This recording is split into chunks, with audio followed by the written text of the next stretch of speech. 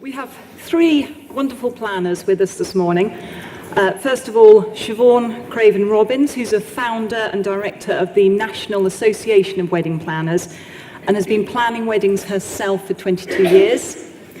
We've got Daisy Amodio, who has established herself as the proposer, and rather than dealing with wedding planning, is actually dealing with the proposal. And Leslie Mastin, who's joining us from New York, who has worked in hospitality her entire life and specialising in weddings and milestone events for the last 15. So I think it would be helpful to start off, if you wouldn't mind perhaps starting with Leslie, just telling us a little bit about how you set up the business, how it's structured, the sort of size team you work in, and the sort of clients you work with. Well, unlike Johnny and Colin, we are a small team of two. It's myself and Annie Rose McGrath, who's sitting in the audience, who's our production manager. I come from a hospitality background, was in the hotel industry for good 15 years. After the hotel industry, my last venue was down on Wall Street, at the Regent Wall Street. I was director of catering, luxury. I worked at the St. Regis, the Hyatt, the Hilton, the Regent Wall Street, kind of honing my skills in big and small events. And after 9/11, which is where the hotel was located, I had the opportunity to join forces with another event team and was the president of his company for 10 years. After a good 9 years, close to 10, sorry, I decided that it was time to start my own business. So I'm actually kind of in a different situation. At my age, I started my own company just 5 years ago. So it started with me, and Annie's been with me, and our client is the high net worth client, well-educated, cultured, well-traveled. Weddings that we're doing are in the average of $300,000 to $1 million, depending on the client, and that's fantastic. And can I ask you how you charge out to clients, and is there a particular model in the US that most planners use? There are many models in the US. I would say the older model that a lot of planners are getting away from is what I thought gave planners and vendors a bad reputation, as many planners started off their careers working on commissionable commissions from keeping low fees and working on commissions. Then there are other planners that charge on an hourly fee, which kind of like being a lawyer. And then there are straight management fixed fees. And most recently, what we've instituted after going from fixed fees is more on a percentage basis. So we charge anywhere from 12.5 to 15%, depending on the scope of the event, based on the budget, the client's budget. So reiterating what some of our colleagues have said earlier, setting that budget guideline down from the beginning, extremely important. Many times, we found with fixed fees, what was happening is we would talk about a budget, they would commit to a budget, but I made the mistake of not having anything in writing. That when all of a sudden that budget went from $300,000 to $750,000 or $1 million, I had no recourse.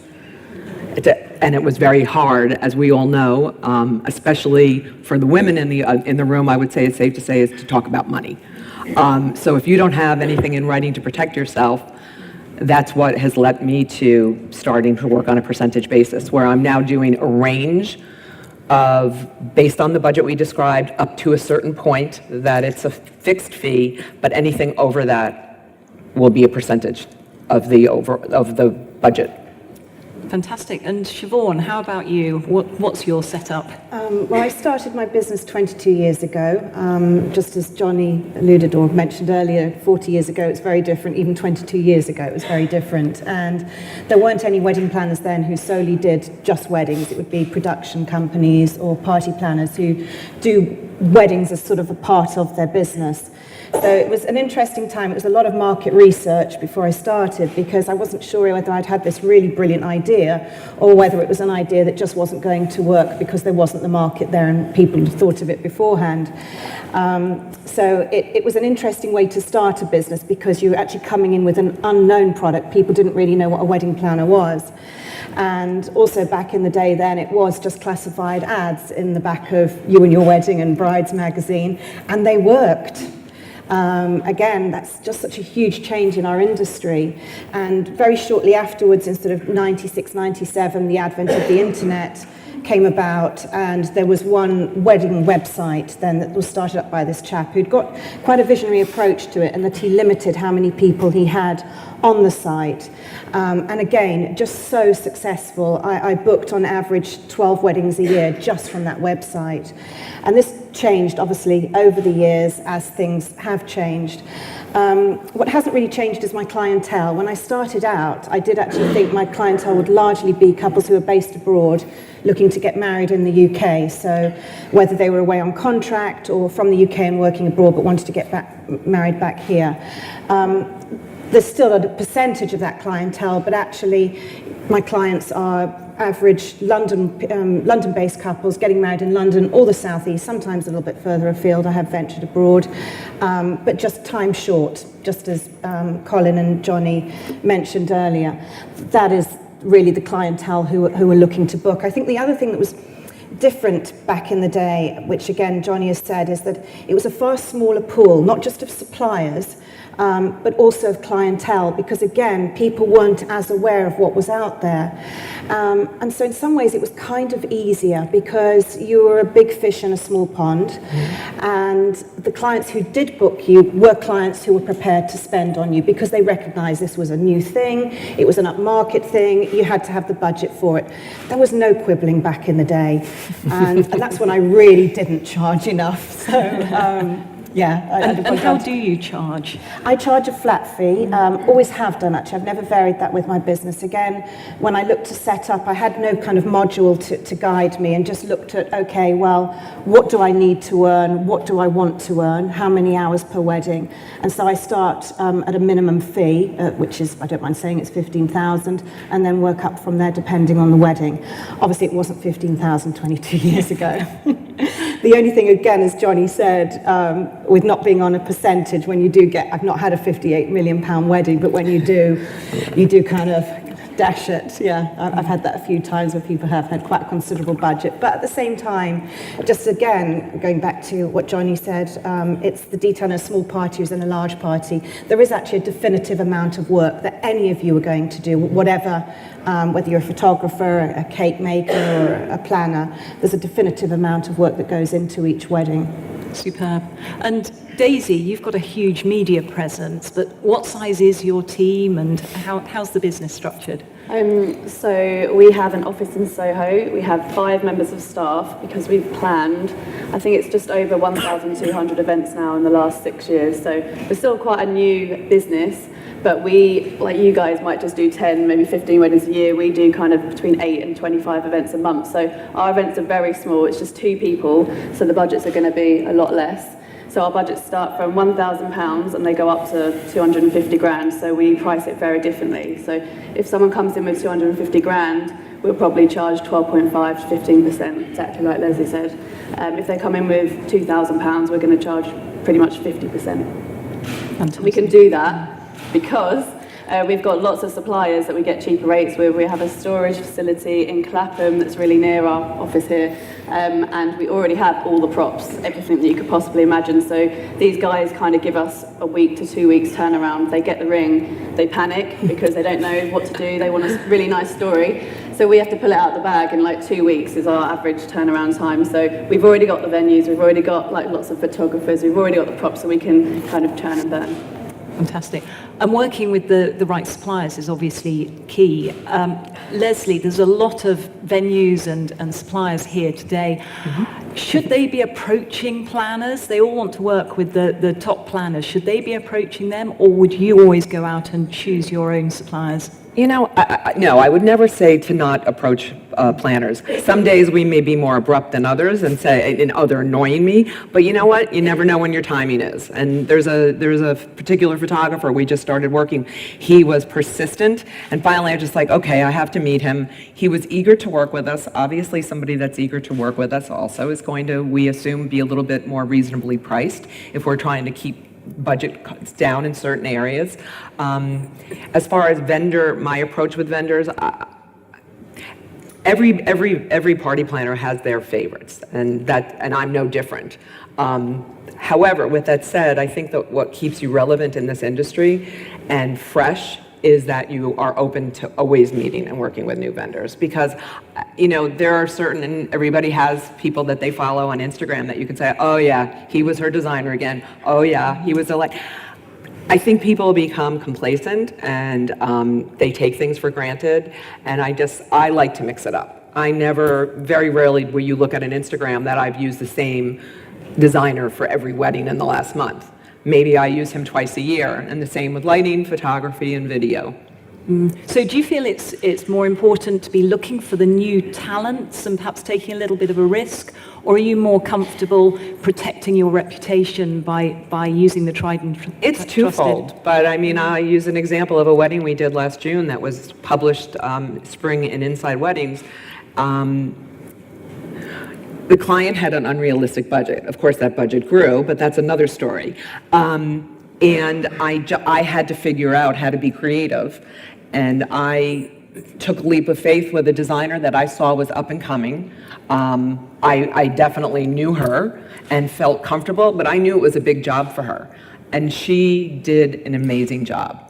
And she has gotten so much press from it, and has used the wedding so many times on all the press things that she does, that I have good gut. Yeah. And I haven't been disappointed yet when I've taken a chance on somebody. Good. And suppliers and venues can come in and out of fashion. Is there a danger that you as a brand could go out of fashion? Well, the one thing I don't have going for me is my age. It's a fact of life. I've been doing this for well over 30 years. I'm 60 years old, proud to admit it, but, thank you.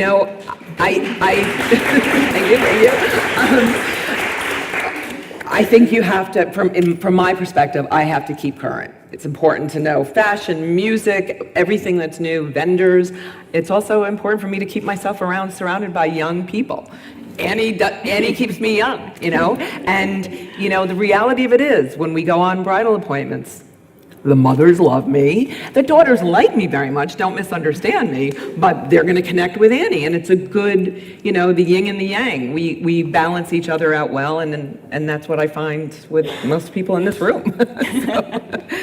And we're all looking at enhancing our client base today. So how do you identify the better clients? When people, our process is, all of our business is through referrals. We don't advertise, so our referrals can come in 3 different ways. What I call a legacy client, we're doing a client's, this is now a 10th event for us. It's her 55th birthday. Others are venues. That's very common in New York. I don't know if it's the same here. If a client walks into the Pierre and they haven't had a planner yet, my name will come up along with others as well, and then vendors, I go back to the vendors, is to have good relationships with your vendors. So many times when people don't think they need a planner, and they are going to do it on their own, and they're going to go and meet a photographer, they're going to go to the Pierre, and they say, your name came up in 3 different interviews, so that's they're selling for us too.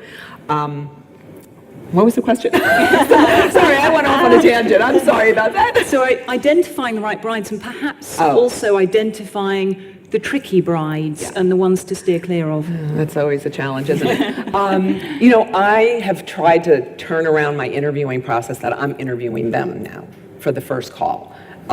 So I know that they're right. They can figure out if I'm the right one for them, and they're the right one for me. There's a lot of trigger points. I think you're probably leading into the fact that I also am friendly with my competition. And there's a core group of us that have, I would say every other morning we have coffee chats, or we have text chains, and we compare notes. New York, I'm sure London isn't that much different, is a very small world. So we know when a client is shopping, and we compare notes, we talk about it.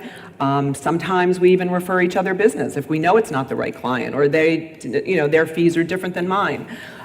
We get ideas for new vendors. So there's a lot of ways in New York you can find out if someone's a problem client. And then your decision is if you're going to walk away from it or not. Yeah, great. And Siobhan, you advise a lot of new planners coming into the industry. If you have the experienced planners perhaps passing on a particular bride, would you encourage a new planner to actually take on that bride if it means that they can launch their career? I think that's a really difficult one, and I think, just as Leslie said, to trust your gut on that. I think you'd know when you're ready for that, and I think that's one of the most important things. I know today we're talking about the ideal client. It's also, are you ready for that ideal client? Who is your ideal client? Is your business set up and ready? Are you ready for them? Are you sort of mentally prepared for that? Are you charging correctly? Because all of that then gives you the confidence. If that's all in place, then you may well decide to go from it. Also, as a new planner, you may not identify them. Certainly I didn't in the early days. You know, there were quite a few nutters that slipped through the net over time. And you sort of get more savvy as it's a good 9 years clean of a nutty bride. You're lucky. Yeah. So did you spend time actually defining who your audience is so that you knew exactly where the good fits were going to be? I'd say I did. Obviously, it was different because it was so new then. So your market was really anybody who was intrigued by it and sort of got what you were doing, that you were going to be of value to their wedding, that they couldn't do it without your help. So I'd say I did, but I think that's really maybe something I've more revisited over time. I think you constantly have to look at that, and as your business develops as well. And I think that it's the whole thing of, again, coming back, I think it was John, you said it, the quality over quantity. You know, in the early days, you can't charge what you're going to be charging in 10 years' time, but nevertheless, you can go into the market where you should, you know, at a price that's worth it. Nobody wants to be working for a salary or the $4,000 a year, as Johnny said when he started. Everybody's been there, but you've got to have a point that it's developing. You've got to have that 2-year rule, as you'd have with any business, that if by then you're not seeing it do this, you've just got to either readdress it or wash your hands of it. It's just not right. And some of that could be missing your market. So I think it's important to always revisit that, actually, and the ways to target them, which has just changed exponentially over the years. And you've built up a big network of connections. For somebody starting out fairly new into the business, or perhaps going into more of a niche part of the market, how would you advise them to build that network, and how important have you found that to you? Well, I think, just again, as Leslie said, it is about working with different suppliers and also looking for new suppliers as well. I'm in the fortunate position, having done it so long now, people approach me, which is great, and I will always look at every email provided is addressed to me rather than a hi there or to whom it may concern. We really want to work with your business filled in, because that doesn't smack of somebody who's really done their research and wants to work with me. Or misspelled your name. Yeah, exactly. It's so simple just to look those things up. So it is important to keep researching. And I think, there's various ways. Obviously networking, effective networking, which is part of what we do with NAWP. And also getting to know different suppliers. What Colin said earlier about weddings being teamwork and collaboration. He was talking really about his team, but actually it goes outside of that, doesn't it? All of you are part of a team that works on a wedding. So you can all refer to each other. And just as Leslie said now about how that client heard her name from 3 different sources, you can never quite know where the next client's going to come from. And that client may be a little bit further down the line. They may have got to see their photographer because maybe photography is top of their list. And suddenly sort of saying to this photographer, gosh, do you know a good cake maker? Do you know a good florist? Do you know a good stationer?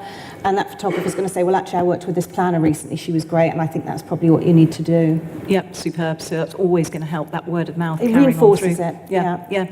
And any other advice you would give to somebody starting out in the planning business or trying to step up a level?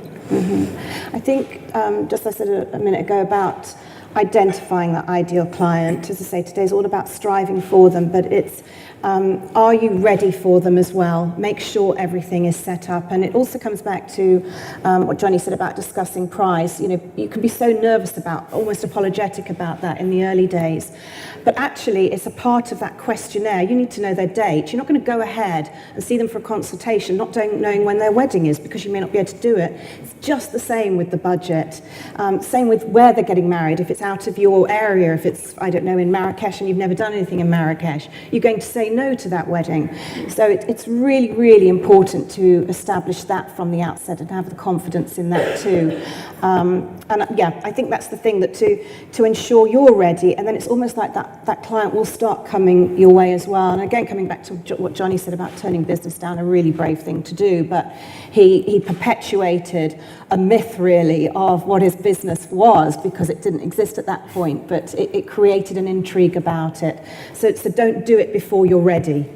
You will get caught short. Yeah. And Daisy, talking about turning business down, you've dealt with 1,200 proposals, and you're not tempted to then do their weddings. They love what you do. Surely they're keen to then work with you for planning their wedding too. Yeah, it was a difficult decision to not plan their weddings, because obviously we've just done the biggest thing in their life. They're not married, and most of them don't have kids, and so it's such a personalised thing. They absolutely love us, and we get invited to their engagement dues and their weddings. We've been flown abroad to their weddings, and they become our friends. But I just always wanted to stay true to the brand. The brand is the proposers. We plan marriage proposals, so I don't want to pretend that I'm something that I'm not, and so that's why we focus on that, and we do turn them down.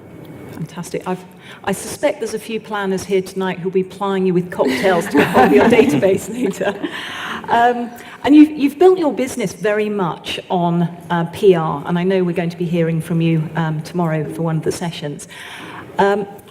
Would you do a celebrity wedding for free if you were going to get the good PR out of it? Celebrity proposal for free. Celebrity proposal. Yes, absolutely, I would do it for free, only if in writing that they said that they were going to do the social media for free. So I would check how many Instagram followers they had for starters. I mean, we have done a few celebrity ones for free, and we did get quite a few followers from it. So we were just kind of testing it out. But we actually contact celebs sometimes, so we see them in the press. The press are always talking about who's going to get engaged. And we're such a kind of modern business, and guys don't know we exist. Proposal planning isn't really a thing yet. So they don't know about us. So the one way that, well, not one way, because we're in a lot of press, but Instagram is key. And we just send them a little private message. Hey, thinking about popping the question soon. We're here when you need us. And quite a lot of the times they do reply, and that's how we got 2 of them through there. And they just laugh. They're just like, oh my God, I didn't know this exists. Okay, well, I'll get in touch. So hopefully some big ones will get in touch one day. So that's actually getting to know your customers before they've even approached you, and you're then brave enough to go out and contact them. Superb. Yeah, why not? Why not? Superb. And have celebrity proposals on Instagram made a difference to how elaborate proposals are getting and how much people are prepared to spend on having that amazing experience that's going to be Instagram worthy? I can't tell you how many calls I've had for the Holly Valance proposal with the private islands and Marry Me in Fire, and the Kim Kardashian proposal with the orchestra and the baseball field, and I'm like, what's your budget? £200. Well, you know, so we get 30 calls a week, and 10 of them have £200. So they just don't understand the value of money, and I'm sure everyone gets that. But the other guys, I mean, £2,500 to £5,000 is what an average person would spend, and that's a lot of money to them. So they're expecting quite a lot for it, and that's why we do the deals with venues and suppliers and stuff. So they do get a good deal, and also every single one of their friends is also getting engaged. So it's all about word of mouth, and people come back. And actually, we got a girl in the audience, and she knew she was I was going to say. But yeah, I did her proposal, and I did not know she was coming here, and I haven't seen her for 5 years. So So grooms don't have much of an idea on what they should spend. Do they come with you? Is it always a ridiculously low budget, or do some come with incredibly high budgets, and it's then a challenge for how do I spend this on 2 people?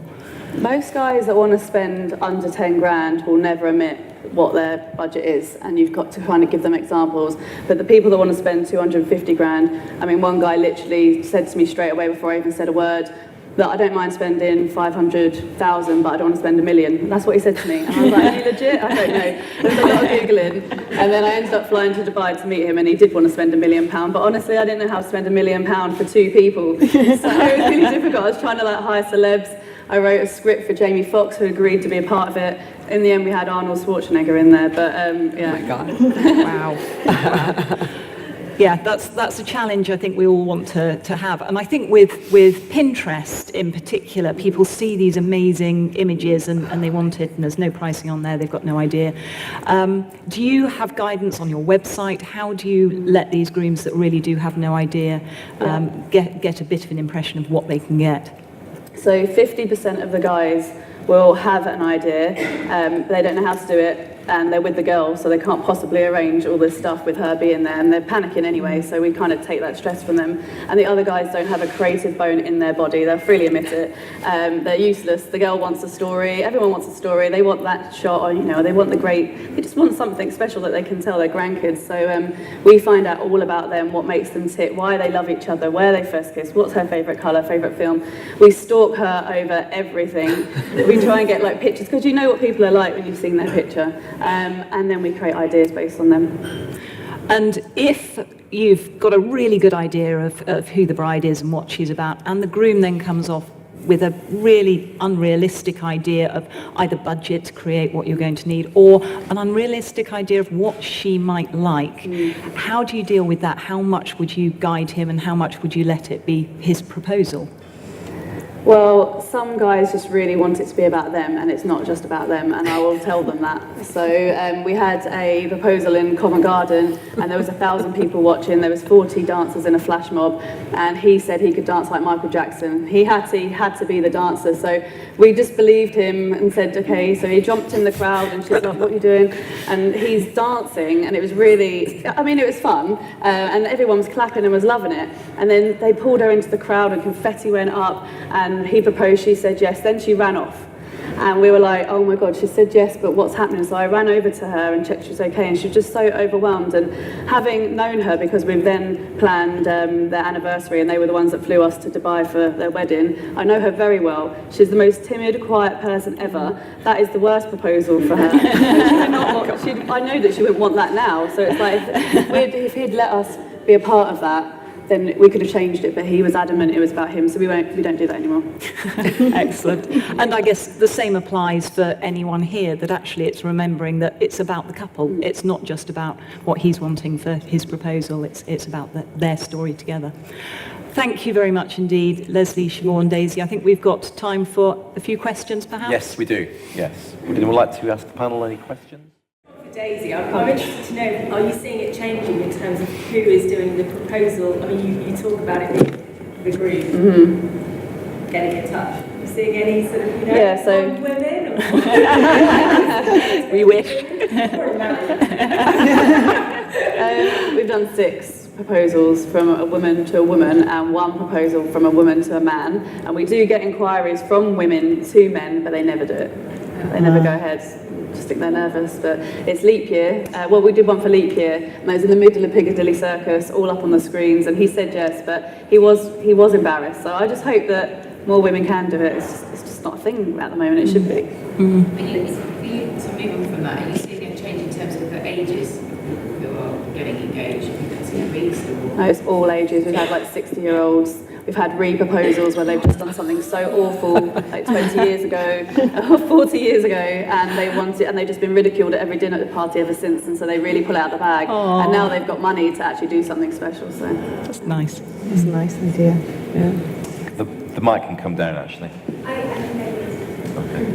So I have a question for the planners. What would you say is the percentage of weddings that you're now doing that are destination versus in couple cities or towns? I have a small percentage. I would say 75, 85%. We're the triangle: New York, Palm Beach, East Hampton, some in the islands. So I don't do that much international.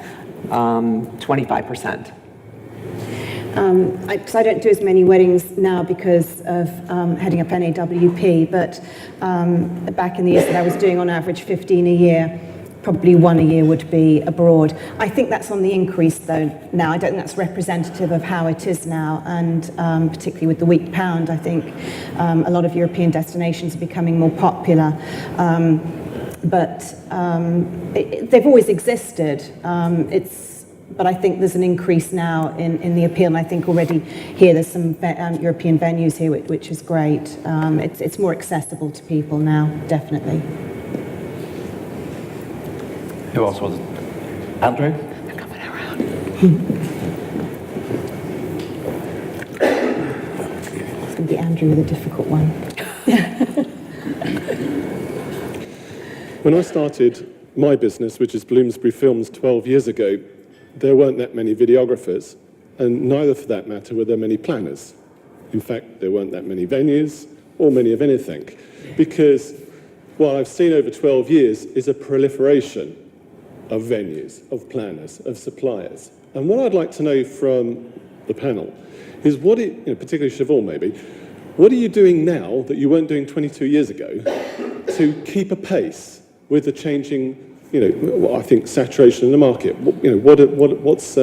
How are you offsetting that? It is. It's really difficult. Just as I said, when I started, it was a much, much smaller pool, but also the clientele was smaller. And also, people kind of knew what they were going to spend. I think there's a huge disparity in that now of what people expect to spend. So they think they can get a photographer for £500 who's going to be as good as a photographer who charges from £3,000. We know it's just not the case. But I sometimes feel you're fighting a losing battle in sort of educating them on that. I think the biggest change now, obviously, is the advent of social media and the internet, but moreover social media, and obviously it's really, really key to be on that. I think the advantage of it is you now actually can constantly put out images of your work, and obviously we're in a visual business, so I think that's massively advantageous to us. If I go back to the day where I used to be waiting for a bi-monthly wedding magazine to come out before anything would be published, you don't have that now. You're your own editor, aren't you, of your work. But I don't think it's the be-all and end-all either. And it's always been a fine balance in our market of, we're obviously selling a product, but we can never really be seen to sell. We can never be too pushy. It's about, as Colin said, seducing that client, sending them away thinking they can't do without you. And I think that's even more important now, and that's a message that should have come across in your advertising, your social media, your website. And I think that's the change that perhaps then is setting you, as we said about the cream rising to the top instead of the scum. And Daisy, if there was another proposal company setting up or proliferation of those in a few years' time, what would you be doing? Sorry, can you repeat that? If there was a proliferation of proposal companies, because you might well imagine in 5 years' time there'll be others, what do you think you'll be doing now to head that off? Well, I was one of the first to do it, but there's actually 60 companies, and they're all in America. So I've got the rest of the world, pretty much. But yeah, there is competition, but actually we're friends with quite a lot of the people in America, and we send each other business, so yeah, it's a nice industry to be in. Okay. Zoe. Hi, can I ask, have you seen much of a change in who's actually paying for the wedding, and if so, if elements of the wedding itself has changed as a result? I think there's no traditions anymore, or traditions are starting to die. I mean, I'm definitely seeing more and more where the groom's family is paying for the band or paying for the brunch and maybe something else or participating. We also have a lot of very successful couples that are paying for their own wedding. I'm dealing more and more with directly the bride and groom, or the parents have just said, this is the money you have to spend, you plan your own wedding. So, yeah, I don't think it's the bride pays for everything like it used to be. I don't think it's ever been like that for me. The majority have always been the couple paying for themselves, and it's when I go back to where I thought sort of the market would be the clients who were based overseas and getting married back here. I think my couples have always been sort of early 30s, obviously below that and above that, but if you took an average, and paying it for it themselves with some contribution from parents. Having said that, when it's been the really bigger budgets, the 7-figure weddings, it's generally been the parents paying.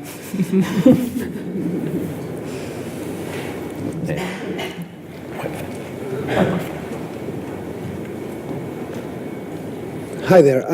With regards to suppliers and wedding planners, of course, we have so many great hotels here, and we all want to reach you and showcase our products. And we either by cold calling, sending an email, or coming to these beautiful exhibitions. I understand your time is valuable, so is ours, but we want the best way to reach you and be able to Fam share trips are products. always good. Sorry, I had to say that. Especially in Mykonos, right? I understand.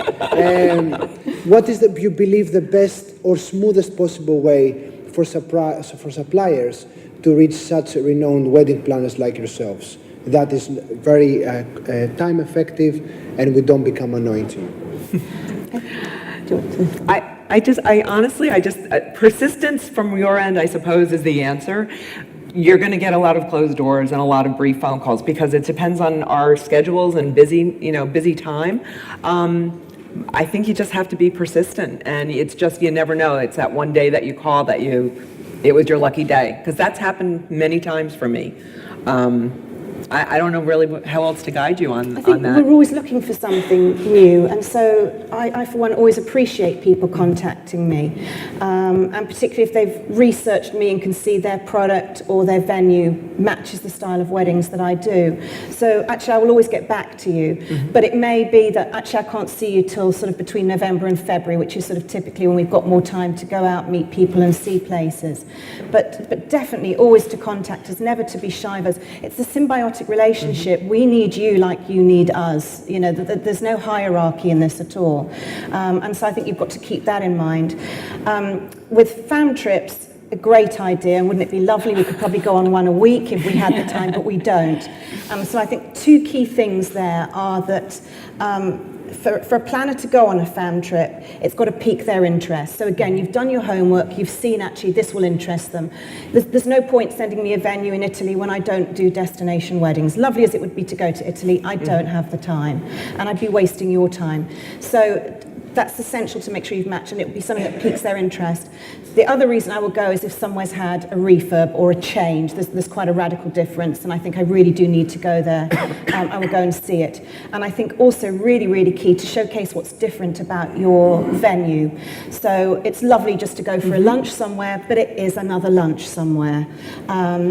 Showcase the other elements you can bring into it, whatever that is, whether it's the surround, the situation that it's in, the things that you can work into a wedding experience, whether it's a wine tasting, a day at the beach, a picnic out in the desert, whatever it is, because all of that helps us build a picture of what the opportunity is. It's not just that venue, and they do a great lunch. And if I may add quickly, Melina, where is Melina sitting, who hosted a fam trip to Aspen, I thought was so well done because it was in conjunction with the Chamber of Commerce. So it was 3 different hotels that were showcasing and how they work together, and there were different places that you could do exactly what you described, see the whole feel, the whole vibe for a weekend wedding. So that worked out very nicely. I know, you know. And is it a challenge for you for these fam trips of getting the balance right of talking on your social media about where you are and what you're doing, but also letting other people then know about this amazing place you've just found? Do you actually have to keep a little bit quiet about what you're doing? No, I don't think they would like it if we were very quiet about it. So I would, yeah, good. Any more? I think that concludes the session. Thank you very, very much, ladies.